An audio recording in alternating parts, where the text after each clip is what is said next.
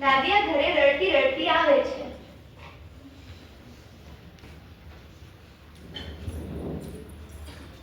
આવ નાદિયા બેટા, આજનો દિવસ કેવો રહ્યો? આજના દિવસે વાત કરવા જેવું કંઈ જ નથી. કેમ, શું થયું? લાગે છે આજ તને ગણિતના માર્ક્સ મળ્યા છે. હા, મારા શિક્ષક મને વધુ ને વધુ મહેનત કરવા કહે છે, પણ આ ગણિત મને ફક્ત ને ફક્ત રડાવે જ છે. હું સુપર હીરો બનવા માંગુ છું, પણ ગણિત મને ઝીરો બનાવીને જ મૂકે છે. આ ગણિત મારા માટે બન્યું જ નથી. તું ટેન્શન ના લે, આજથી તારો અને ગણિતનો રિશ્તો ખતમ. આજથી આ ઘરમાં કોઈ પણ ગણિત વિશે અને એના કાર્યોને કોઈ પણ જાણશે નહીં અને એના કાર્યો કરશે નહીં. વાહ સરસ, તો હવે આજથી આપણે ગણિત બિલકુલ નહીં વાપરીએ. હે ભગવાન, મારી દીકરીને ગણિત જરાય નથી ગમતું. એના જીવનમાં કંઈક એવું કર કે ગણિતનું મહત્વ સમજી શકે. તથાસ્તુ. આજથી તમારી બધી ઈચ્છા પૂરી થાય.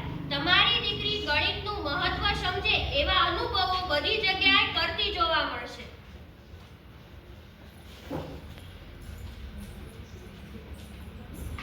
દ્રશ્ય 2. ઘડિયાળ સૂતો છે. અરે તું કેમ સૂતો છે? ઊભો થા, મને શાળાએ જવામાં મોડું થાય છે. સમય બતાવ. હું તને નહીં કહી શકું. તમે જ આ ઘરમાં ગણિતનો ઉપયોગ કરવાની મનાઈ કરી છે અને હું તો ગણતરી ઉપર જ આધારિત છું. જા, જતો રે, મને તારી જરૂરત જ નથી. દ્રશ્ય 3. નાદિયા તેની માતા સાથે શાકભાજી લેવા જાય છે. હાલો, શાકભાજી લઈ લો, શાકભાજી. બોલો બેન, શું લેશો? મને ડુંગળી, બટેટા અને ટમેટા જોઈએ છે. કેટલું કેટલું આપ? તને થોડુંક થોડું. થોડું થોડું એટલે 5 કિલો, અડધો કિલો, કેટલું? એ મને નથી ખબર, હું તમને નહીં સમજાવી શકું. અરે બેન, એમ તો હું શાક કેમ આપું? તમારે જે થોડું આપે તેની પાસે લઈ લો. શાકભાજી લઈ લો, શાકભાજી. અહીંયા ગણિતનો ઉપયોગ. હાલો મમ્મી. દ્રશ્ય 4. બધા જમવા બેઠા છે.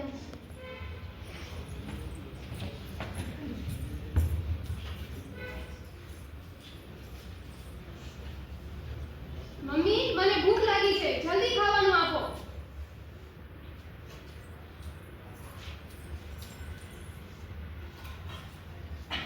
આટલું ખારું, કેટલું મીઠું નાખી દીધું છે. જો બેટા, એ તારો જ નિર્ણય છે. તે જ ઘરમાં ગણિતનો ઉપયોગ કરવાની ના પાડી છે, તો હું કેટલા પ્રમાણમાં મીઠું નાખવી મને કેમ ખબર પડે? હે ભગવાન! પપ્પા, મને બહુ ભૂખ લાગી છે. હાલો આપણે પિઝા ખાવા જઈએ. હાલો હાલી. પહેલા જોઈ લો મારા બોલ.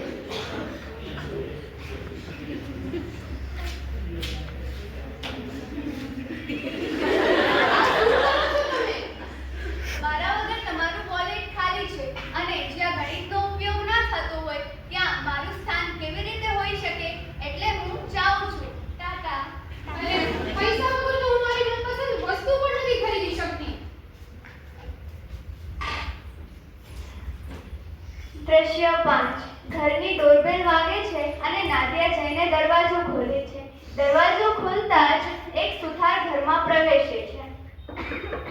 નમસ્કાર ભાઈ. નમસ્કાર. મને માફ કરશો, હું આપની દીકરી માટે સ્ટડી ટેબલ નહીં બનાવી શકું. કેમ, શું થયું? કારણ કે સ્ટડી ટેબલ બનાવવા માટે ચોક્કસ માપની જરૂર હોય છે, જે ફૂટપટ્ટી વિના કરવું શક્ય નથી. અને આપના ઘરમાં તો ગણિત પર જ પ્રતિબંધ છે. મમ્મી, પપ્પા, હવે મને ગણિતનું સાચું મહત્વ સમજાઈ ગયું છે. ગણિત વિના તો મારું જીવન જાણે અટકી જ ગયું હતું. ઘડિયાળ તેનો સમય નહોતું બતાવતું. આપણે શાક ખરીદી પણ નતા શકતા અને શાકમાં તો કે યોગ્ય પ્રમાણની પણ ખબર નથી પડતી.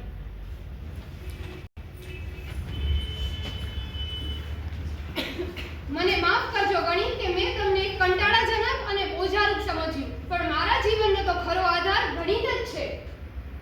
ગણિત એ આપણને શિસ્ત અને ચોકસાઈ શીખવે છે. અને ગણિત દ્વારા જ આપણા જીવનનું સંતુલન જળવાઈ રહે છે. તેથી જ ગણિતથી ડરશો